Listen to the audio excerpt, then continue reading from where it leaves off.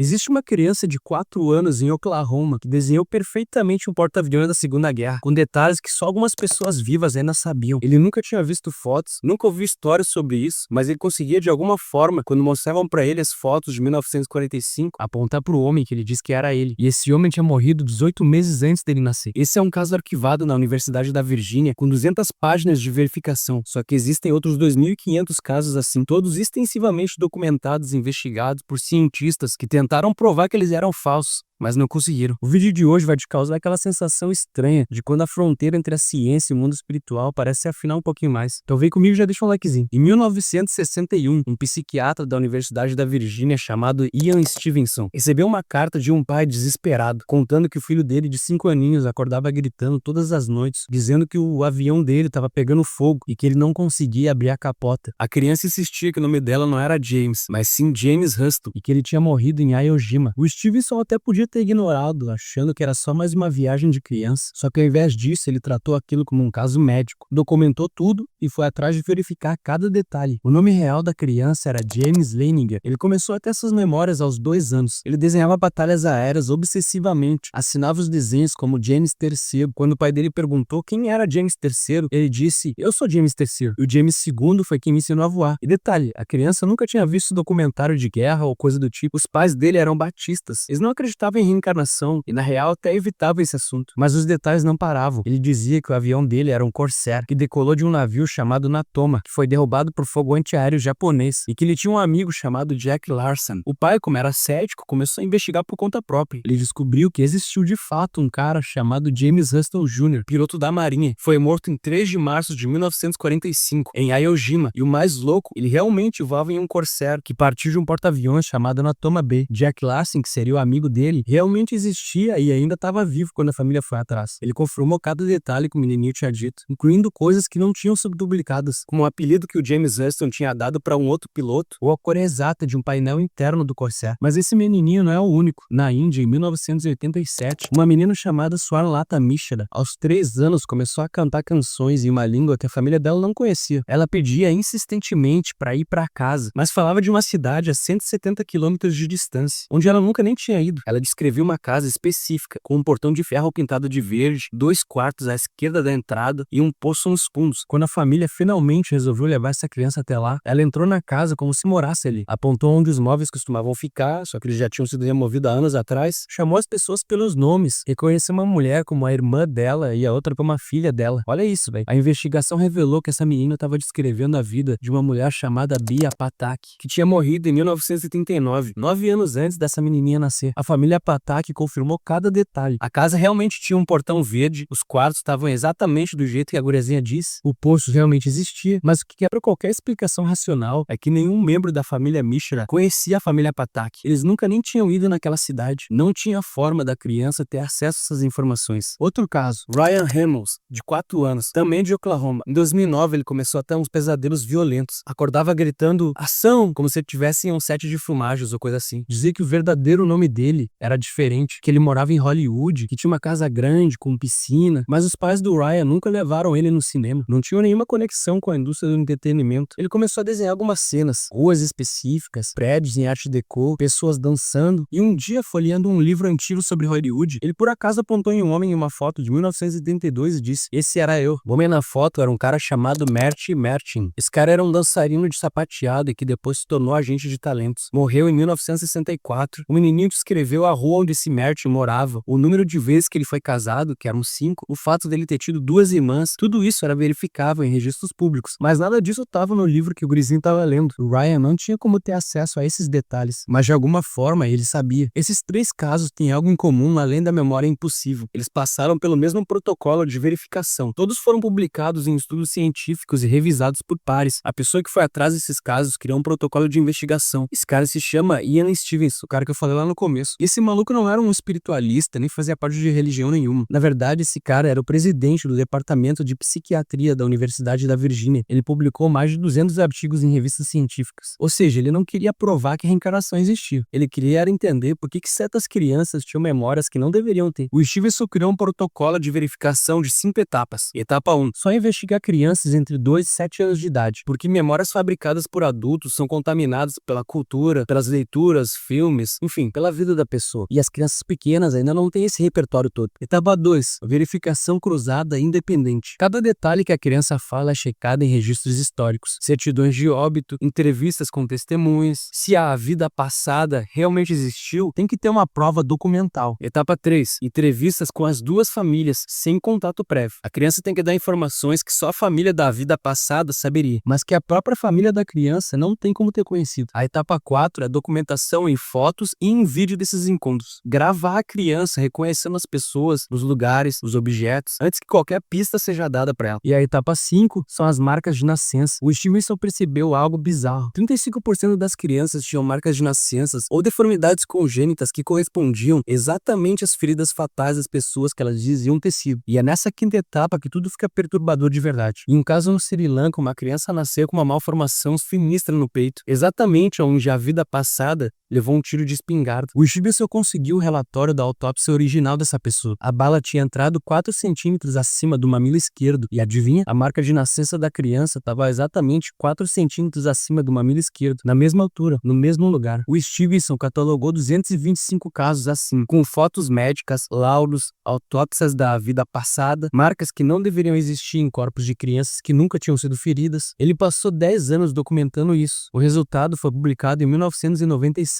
no livro Reincarnation and Biology, com mais de 2.200 páginas. 2 volumes, revisado por médicos, patologistas, geneticistas, e adivinha só, ninguém conseguiu refutar, até hoje. Mas aqui tem um detalhe que os céticos vão gostar. O Stevenson nunca afirmou que isso prova que existe reencarnação, pelo menos não no sentido religioso. Ele disse que provava algo que ele chamou de memória não local, que a informação de uma vida pode, de alguma maneira, ser acessada por outra consciência, e que em alguns casos essa informação é tão intensa que deixa uma marca física. Eu particularmente fico admirado como que o cara pode ter passado tanto tempo, com tantas evidências de reencarnação sendo jogadas na cara dele o tempo todo, e ainda assim se manter cético. Esse cara realmente é um verdadeiro cientista, né, mano? Ele não tava tentando validar hinduísmo ou budismo, ele tava mapeando um fenômeno biológico inexplicável. Depois que ele morreu em 2007, o trabalho não parou por aí. Hoje, a divisão de estudos perceptuais da Universidade de Virgínia ainda tem o maior banco de dados do mundo sobre memórias de vidas passadas. Mais de 2.500 casos, todos seguindo esse mesmo protocolo que o Stevenson criou. O diretor atual, Jim Tucker, é médico formado em psiquiatria infantil. Ele não acredita em nada disso, em reencarnação, nada que não possa ser testado. Foi exatamente por isso que ele continuou o trabalho do Stevenson. Esse Jim Tucker aplicou uma análise estatística nos casos e descobriu alguns padrões interessantes. Padrão 1. 70% das crianças começam a falar sobre a vida passada entre os 2 e 4 anos de idade. As memórias desaparecem entre os 6 e os 8 anos, exatamente quando o cérebro passa por uma reorganização neural massiva, chamada de poda sináptica, onde as conexões não utilizadas são eliminadas. É como se tivesse uma janela, num breve período de tempo onde essa fronteira entre as vidas é mais fina. Segundo o padrão que ele encontrou, 60% das mortes relatadas foram violentas, acidentes, assassinatos, guerras, afogamentos, como se traumas intensos deixassem uma impressão mais forte. Memórias carregadas de emoção extrema, como medo, dor e desespero. O Stevenson documentou isso obsessivamente. Ele percebeu que crianças que descreviam as mortes pacíficas tinham memórias vagas e fragmentadas, mas as crianças que descreviam mortes violentas lembravam tudo: rostos, nomes, sensações físicas. Terceiro padrão que o cara encontrou: em 90% dos casos, a vida passada morreu com um intervalo médio de 16 meses antes da criança nascer, mas em alguns casos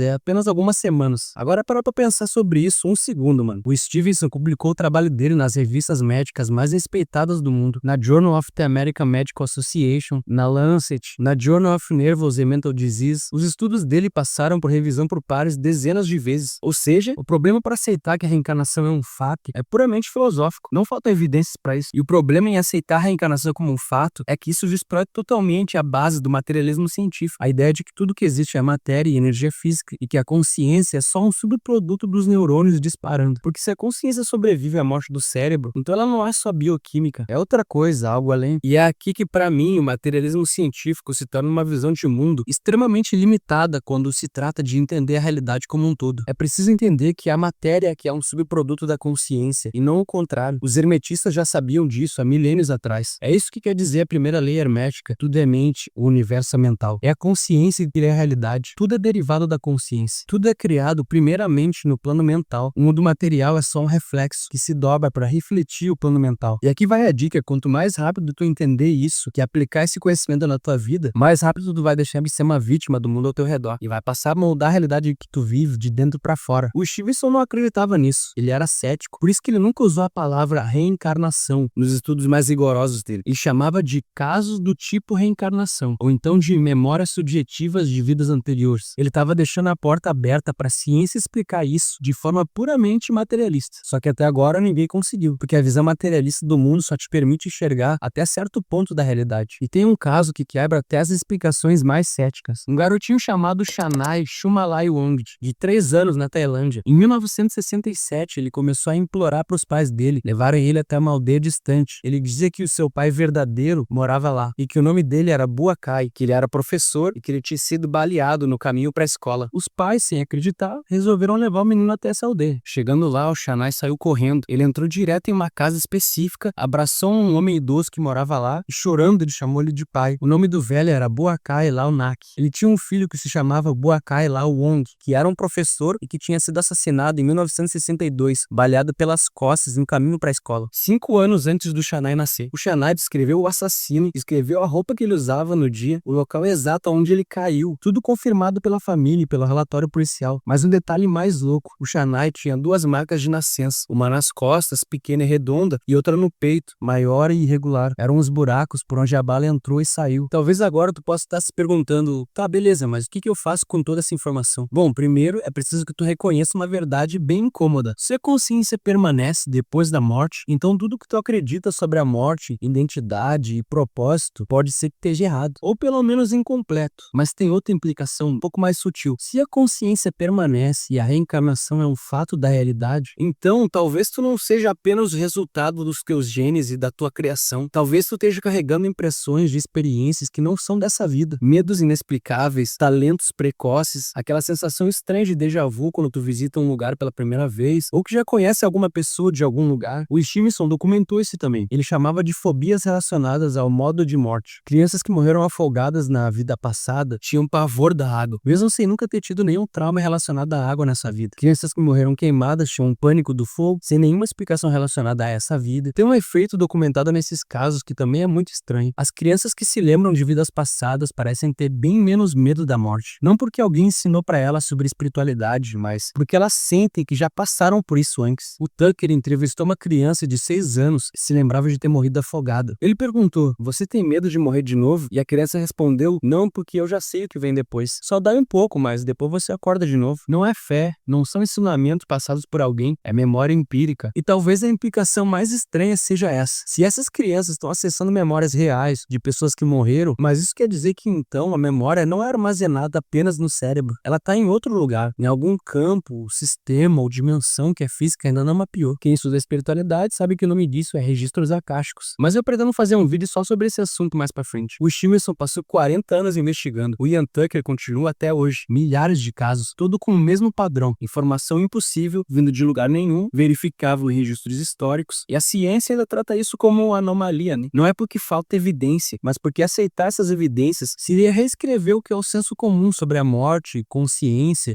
e a realidade. Significa admitir que a morte não é o fim da informação, de que algo continua. Não necessariamente a tua personalidade completa, as tuas memórias, teu ego, mas algo, uma impressão, algo que não é deste mundo e estava só de passagem aqui. Então sim, existem provas documentadas, revisadas por médicos, psiquiatras, fotologistas, replicadas em dezenas de países ao longo de 60 anos de estudos, e tu pode só ignorar isso, pode racionalizar, pode dizer que é tudo coincidência, mas no fundo tu sabe que uma criança de 4 anos não deveria saber o nome do copiloto morto em 1945. Não deveria ter marcas de nascença correspondendo exatamente a feridas de bala de décadas atrás. Não deveria reconhecer pessoas que morreram antes dela nascer. A pergunta que tu deveria se fazer não é se a reencarnação existe. Isso, para quem tem olhos para ver, é um fato comprovado. A pergunta é, se a consciência nunca morre, então qual é o sentido dessa vida? Por que a gente nasce e morre? Qual é o sentido de tudo isso? E bom, eu pretendo fazer vídeos sobre todas essas perguntas no futuro. Então já se inscreve no canal para não perder os próximos vídeos. Então é isso, meus amigos. Obrigado por assistir. Até o próximo vídeo.